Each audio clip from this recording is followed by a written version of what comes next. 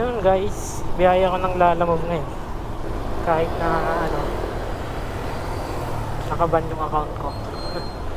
Wala kasi nung naban yung account ko guys, wala na. Hindi na ako nakabiyahe. Ano ba to?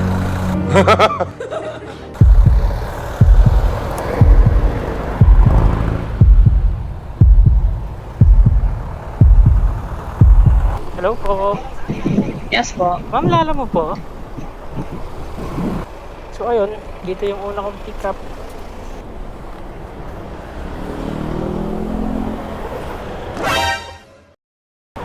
Ay, taki. Sa tagal kong hindi bumiyahe, nakalimutan ko na yung process. Kailangan ko pa palang picturean.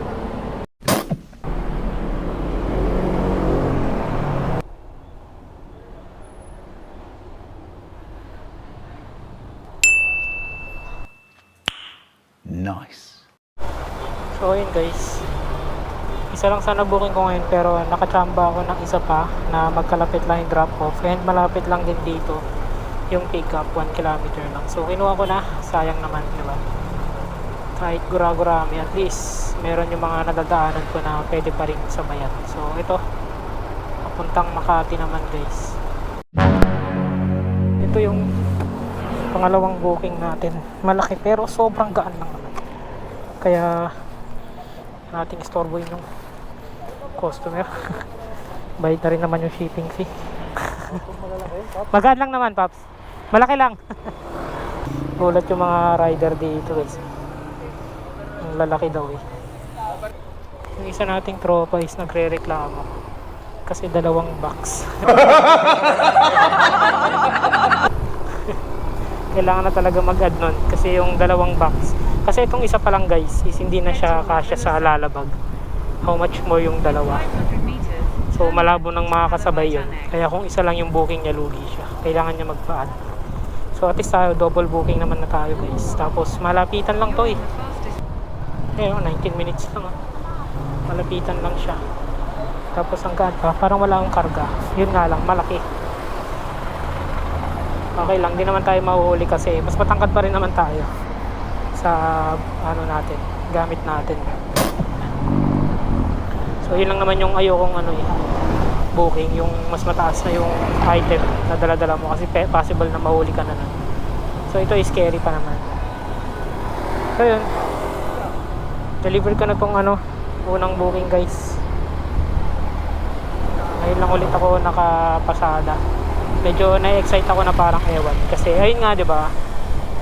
Sabi ko nga pala kanina na ban yung account ko kasi na-hack siya. So paano pa rin ako nakakabiyahe kahit na ban na yung account ko? Gets na yun ang iba guys kung paano. And naiintindihan ko na rin yung ibang Lalamove rider kung bakit sila nang-hire ng account, kung bakit may mga bumibili ng account. Lalo na kung full time sila dito sa Lalamove.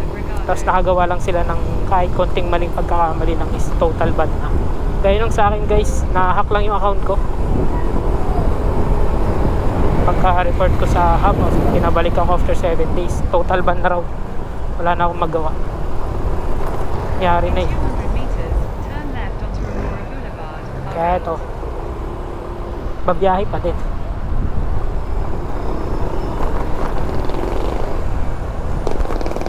So ito yung unang biyahe ko after how many months. Medyo naninibago na naman ako. Kaya ito, gura-gurami lang muna ulit yung mga bookings ko. Pero at least kahit gurami naman ako, tingnan nyo, naka-double book ako. So ayun guys, nandito na ako sa may drop-off location na ito ang unang item ko.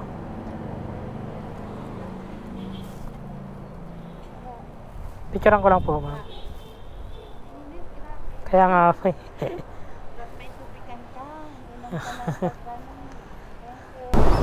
On the way na ako guys sa aking second drop off. Bait ni madam. So di niya na kinuha yung sukli. Dapat daw may tubigan tayo. O nga ba't wala akong tubig? Kaya lang ulit kasi ako bumiyahe guys eh. Bait ni madam eh. May care siya sa atin. Samantalang tong self ko walang care sa akin.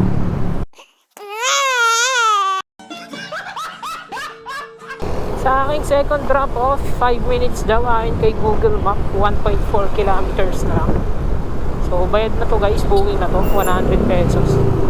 99 yung fare, binigyan tayo ng 100 pesos. Diba? May tip. Galing. About 295 to. Dito na ako sa may drop off.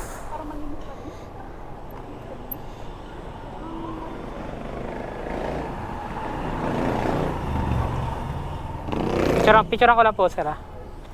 Ma'am Irene po, no?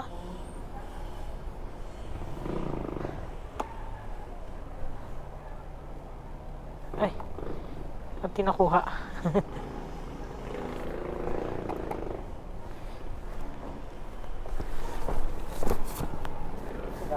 Pa isa lang. Thank you po. Ay, bayad. Ay, thank you po. Paldo na ako sa booking guys. Paldo na ako sa unang biyahe ko dito. So ano kasi yun guys, lumagpas ako. Tapos tinext niya yung address. Sabi niya balik na lang daw ako maya maya. Ayan, laki po nung box. So hindi ako makakabiyahe kung dala-dala ko yun. Tapos sabi niya hintay na lang daw ako mga 5 minutes. And then bumalik ako dun sa may tamang address niya. And then ayun, dahil naghintay ako ng 5 minutes, binigyan niya ako ng 100. Diba? Ang bait. Kahit kakadating ko lang din doon guys. So yun guys, nakakuha ulit ako ng gurami lang. Gurami lang ulit to guys. Pabalik lang ulit ng Manila. Ang mga booking kasi dito, lalayo. Puntang Paranaque. So at least, ito, makakabalik tayo ng Manila. Tapos doon ulit tayo maghanap ng mga gurami. Parang maganda yung mga booking sa Manila eh. May mga tip eh. Oo, try ulit natin bumalik Manila. Tapos doon ulit ako maghanap ng mga gurami. Dito medyo malalayo guys eh. Pupuntang Paranaque, ganyan. Pupunta ng Pasig. Pasig sana ako kaso naunahan ako eh. Eh nakita ko tong pabalik ulit ng Manila. Hindi, balik na ako ng Manila guys. A few moments later. Drop off ko kanina is malapit sa bahay. So, nagpahinga lang ako kasi nauhaw ako eh. Eh napasarap yung higa ko. Nakaidlip. Pero ito, tuloy ko pa rin yung biyahe. At least pag ganito kasi is wala nang ano, hindi na siya mainit. Wala nang sikat ng araw. So ayun, okay na, na-drop off ko na guys. Biluin mo, ilang buwan ako nagpahinga. Kasi dinamdam ko talaga yung pagka-hack ng aking account. Kaya ngayon, naghanap tayo. Kaya naiintindihan ko na rin yung ibang ano guys eh. Nag-hire ng account, ganyan. Bumibili ng account. Kasi nga, ayun, biruin mo, nag full time sila sa Lalamove. Tapos biglang naban. Naban na lang ng ano, may nagawa silang ano, konting pagkakamali lang. Gaya ko na, na-hack yung account ko. And then nireklamo ko sa hub. Humingi ako ng tulong. Pero wala, binaliwala yung paghingi natin ng tulong. Kaya ayun, sinabihan tayo na lifetime ban na daw. Kaya sa mga ano dyan guys, sa mga nagtatrabaho na may mga okay naman na yung kinikita nyo sa trabaho nyo, diba? Ako po pa kayo sa aircon, ganyan. Pag may nagsabi na ang ganda ng kitaan sa Lalamove, dalawang isip na kayo guys.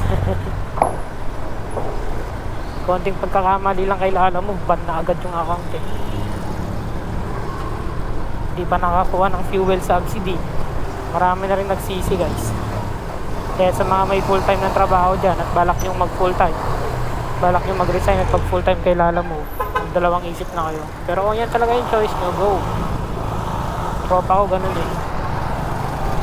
Full time employee, tapos Lalamove na kayo. And ngayon okay pa rin naman yung kitaan niya. Gabi lang din siya bumabiyahe hanggang umaga.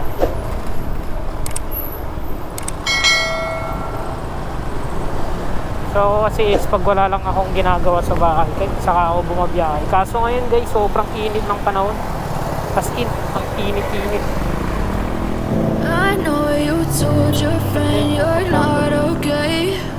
And tell me what's wrong and why you never said you felt that way. Guess you're trying to stay strong and fake a smile.